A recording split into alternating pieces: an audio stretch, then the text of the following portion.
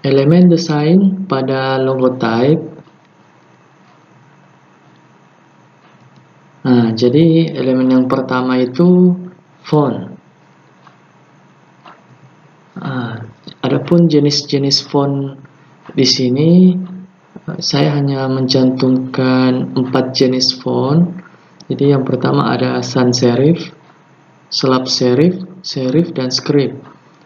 Jadi sans serif ini identik dengan font dengan tema modern. Jadi contohnya seperti Helvetica font, Futura font, atau yang paling umum itu ada Arial font.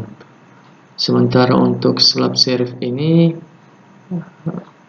identik dengan font yang strong ataupun kaku. Jadi contohnya seperti Rockwell dan Museo Slate. Selanjutnya ada serif font. Serif font ini contohnya seperti Times New Roman atau Garamond font. Ciri khas serif ini biasanya digunakan pada desain-desain seperti pernikahan ataupun tema-tema yang mewah. Kemudian ada script. Contoh font script ini seperti Brass script atau Vivaldi font. Jadi lebih ke arah bentuk tulisan indah. Selanjutnya pada font ini kita harus mengenal yang namanya kerning. Kerning ini jarak atau spasi di antara masing-masing huruf. Jadi misalnya ada spasi antara huruf K dan E, itu namanya kerning. Itu bisa dibuat lebih dekat ataupun lebih jauh. Jadi tujuannya supaya lebih mudah untuk dibaca. Selanjutnya ada tracking. Tracking ini kita mengatur font agar sesuai dengan area perletakan. Misalnya pada gambar yang paling atas ini kita meletakkan tulisan tracking pada area yang agak lebih panjang. Jadi font ini kita buat trackingnya agak lebih panjang atau jarak antar hurufnya lebih luas. Sedangkan ketika kita ingin membuat atau meletakkan font pada area yang lebih sempit, kita bisa mengganti fontnya dengan font yang agak panjang, atau kita bisa mengubah jarak kerningnya tadi lebih dekat, sehingga kita lebih gampang untuk tracking fontnya. Selanjutnya ada leading. Leading ini jarak antar kalimat yang bagian atas dan bagian bawah.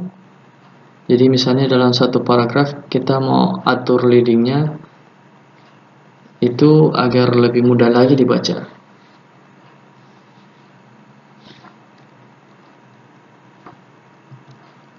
Selanjutnya untuk referensi font. Biasanya sih sebelum kita mendesain kita butuh referensi font, karena font yang ada pada komputer atau standar komputer itu belum maksimal. Jadi kita biasanya menambah fontnya. Adapun tempat untuk mencari referensi font itu yang pertama ada Google Font. Di sini fontnya semua versi gratis. Jadi silakan dicari jenis fontnya berdasarkan kategori atau tebal tipisnya di font properties. Nanti tinggal di-download kemudian di-install. Referensi font selanjutnya itu ada DaFont. Jadi di DaFont ini yang perlu kita perhatikan ini di sini semua font yang ada di sini itu tidak semuanya 100% gratis. Kebanyakan itu fontnya free untuk personal use, jadi gratis untuk penggunaan pribadi atau sekedar untuk mencoba fontnya. Nah, kemudian bagaimana kalau kita mau mencari font yang 100% gratis? Jadi di filternya nanti kita checklist di public domain dan 100% free. Nanti kita perhatikan di bagian kanannya tertulis 100% free atau tidak. Nah, untuk referensi font selanjutnya itu ada di My Fonts. Nah, di sini semua font di sini itu berbayar. Jadi misalnya klien kita butuh font yang lebih spesifik, dan ketika kita cari di tempat gratis seperti ada Dafont dan Google Font itu tidak ada, biasanya kita bisa cari di My Font.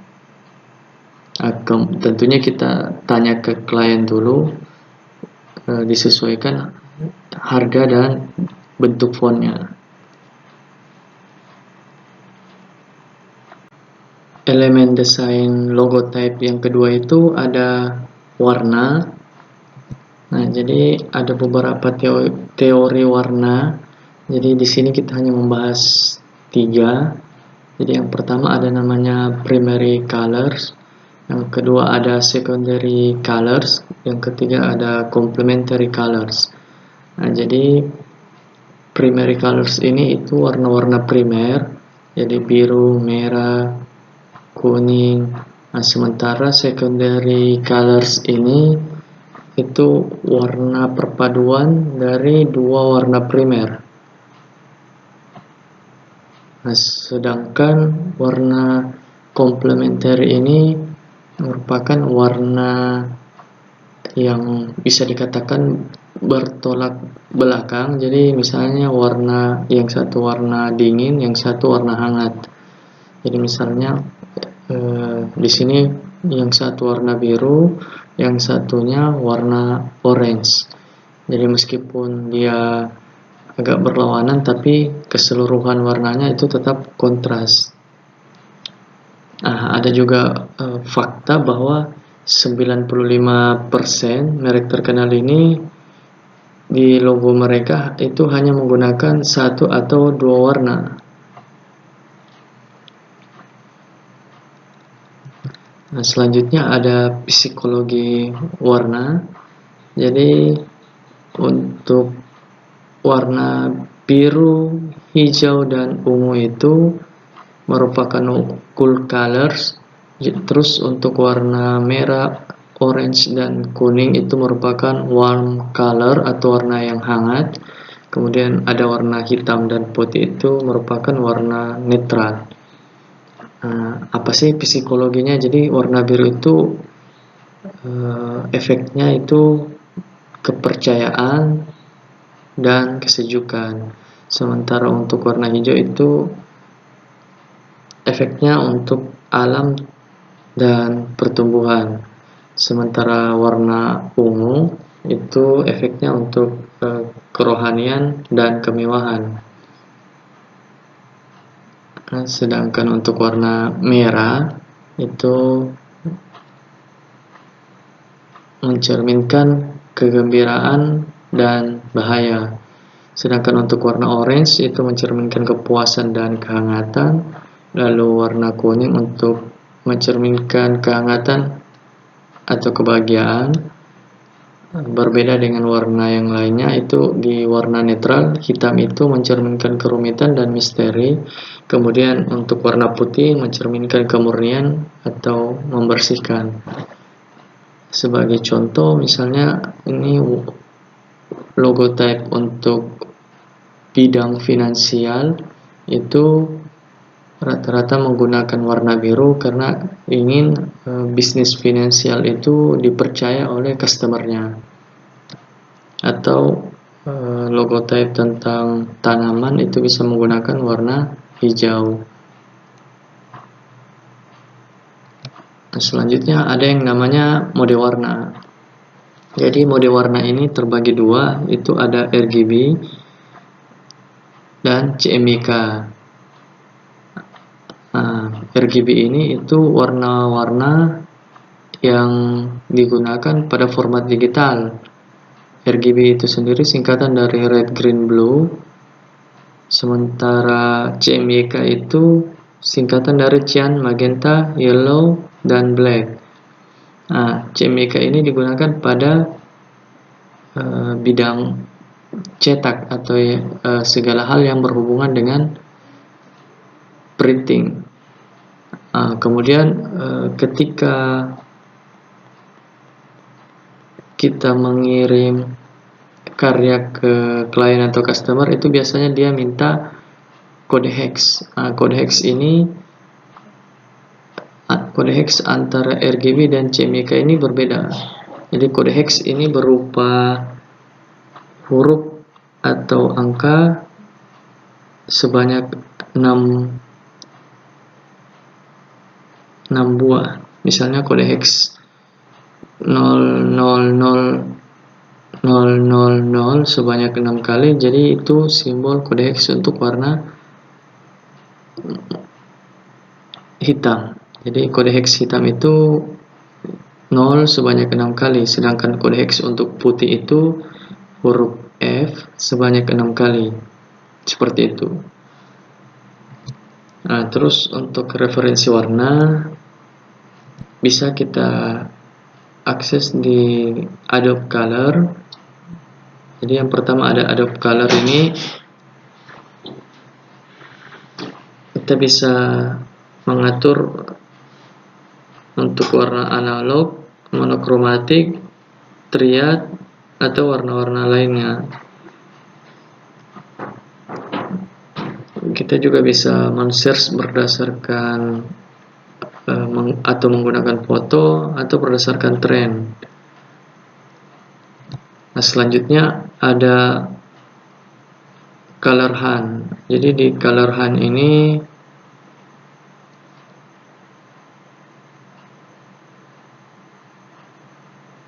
ada banyak palet warna, jadi kita bisa search berdasarkan kode hexnya atau berdasarkan warna-warna yang lagi populer. Selanjutnya ada Colors Doubly atau Doubly Colors. Di sini lumayan banyak juga referensi-referensi warna yang bisa kita gunakan, baik itu color palette, gradiasi, atau flat.